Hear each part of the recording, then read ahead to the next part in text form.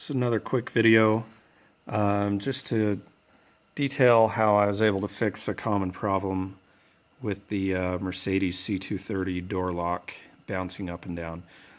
This affects the W203 models. It's a very common issue. It also affects a lot of the E-Class of the same years, so early 2000s, E-Class and C-Class. The issue is that when you go to lock the door or unlock the door lock just bounces up and down. You hear it going click, click, click, click, click, and sometimes it'll lock, sometimes it won't. From what I've read, it's a very common issue, and it's cheap but very difficult to fix. So being that it's very difficult and I had a hard time finding good information, just wanted to make this video. Hopefully it'll help somebody else out. So first of all, of course, you've got to tear apart the door. You're going to take off the door panel. And I'm not going to go into too much detail on that because you should be able to get that. One thing I'll point out though is on the coupes, it's different from the sedans. There's a screw. You've got to take off the weather strip and find there's a little torque screw, little brass screw inside that hole. It's a little hard to get to. I had to drill the hole out just a little bit so that my magnetic bit would fit in there. But once you do that, then the exterior locking mechanism will come off, and you have to get that off and undo the other screws here, because you can see that the door latch and door locking mechanism, they have to come out of this spot. The problem that you're going to run into from there is it's almost impossible on the coupes to get it from here to here. This is the only hole big enough to pull it out of. The trouble that you're going to run into is this power window track right here. I've read other people have been able to drill out these rivets. You can see I've already replaced the rivets with bolts. Some people have been able to drill those out and push the window track back far enough where they've been able to get that out. I wasn't able to do that. Other people have gone as far as to remove the airbag. I'm not a big fan of messing with the airbag, especially not when it's riveted in place. So I really wouldn't recommend doing that. I was able to get it down, so you can see it right here. This is the door latch. It's turned on its side now, and the door locking mechanism. And I've been able to do everything just through this speaker hole.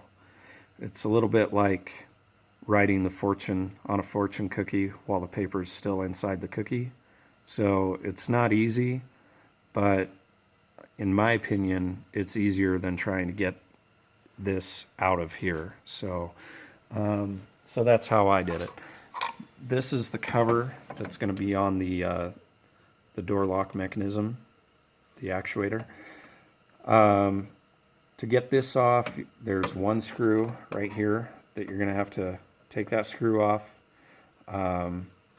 Keep a metal pan close by so you don't lose any screws. Get that off, and there's these latches all around it. You're going to have to, that's a little tricky, but you can reach in there, pop those off, take the cover off, and then fish it out through the side. That's what I did. Okay, so that's off.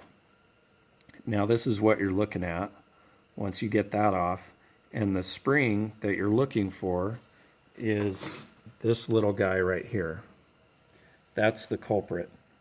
This 2-cent little spring has a nasty habit of breaking, and once that breaks, you don't have any tension on the door lock. Without that tension to hold the lock in place, this servo motor, as it spins to activate the lock, instead of locking and then staying in place, this just gets floppy which causes the servo motor to keep spinning, and that's why you get the lock bouncing up and down. You'll hear it going click, click, click, click, click, and sometimes it'll lock, sometimes it won't. It just sort of depends on where this lands. Now, I've already replaced that spring, as you can see, and since it was a tough job and it was really hard to find any good quality video, that's why I wanted to share this. Hopefully it'll help somebody else out. Now, the spring that you're looking at in there, you can see right above my thumbnail is the hole where the top part of it goes. And then the bottom part, you'll be able to see there's a fairly large, the top hole is very small. It's only going to fit, it's the same gauge or same diameter as the wire. Now this hole underneath, you can see a little bit, probably as close as I can get there. That is, there's two ways that can fit in there because it's a bigger hole. It's more like a groove.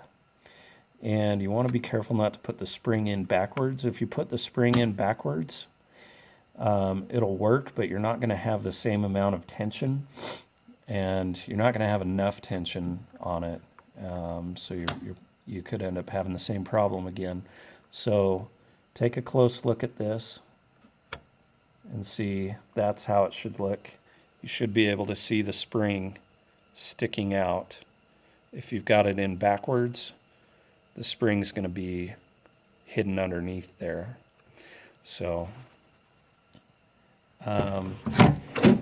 so the way that you get that in there, that's kind of going to be up to you. You know, you can use needle nose pliers or the kit that I got. I paid $15 on Amazon. It came with 2 springs and some surgical type clamps, and that definitely helped to get that in there. This is the other spring in case I ever need to do the passenger side. So they're not identical, they're exact opposite of each other. So that's what you need to do. That's the hard part. Once you get that done, then you can put the cover back on it, test everything. I've got the electrical unhooked, but you can test it. So this is just hooked up to this panel right here.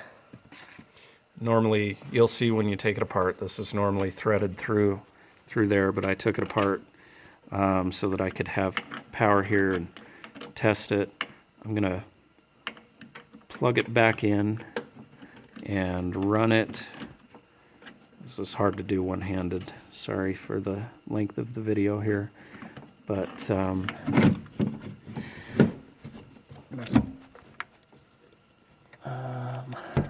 have to put the camera down. Yep, I'm gonna put the camera down 1 second. Okay, sorry about that. So now I've got this hooked on there, and I can test it, which actually I'm not going to do because when you test it, you have to hold everything in place. Oh, there it goes. Okay, so you saw that's how it works. Motor spins and actuates the door lock. So be careful when you're doing that though, because with the cover off, some of these parts could end up coming out. Another thing that I'd recommend is you want to re-lubricate everything once you're done working.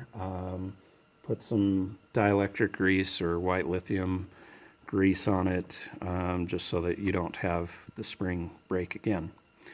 Another thing that you want to be aware of, and this is something that I read and forgot about and was feeling pretty dumb because it would have saved me 3 hours of having the whole thing put back together, having it lock but not unlock, or no, other way around. It would unlock, but it wouldn't lock.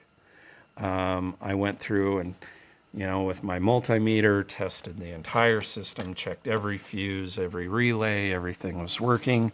And then I remembered this thing right here. If this button is not pressed, then the door will not lock. So, do yourself a big favor before you forget about it like I did. Put a clamp on it. Make sure that that button is pressed. Then you can test the system and see if everything works. So, hopefully that helps. Apologize for the poor quality of the video.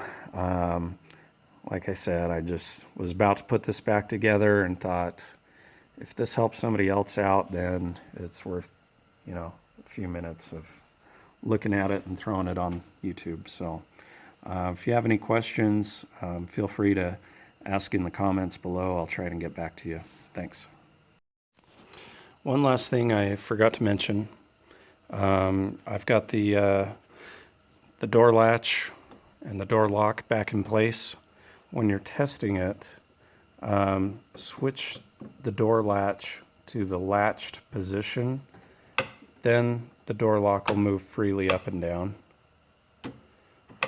And that's what you're going to need to do for testing. So now that that's in place, and I've got it loosely held in there with one screw, and I have it plugged in to the circuit board over there.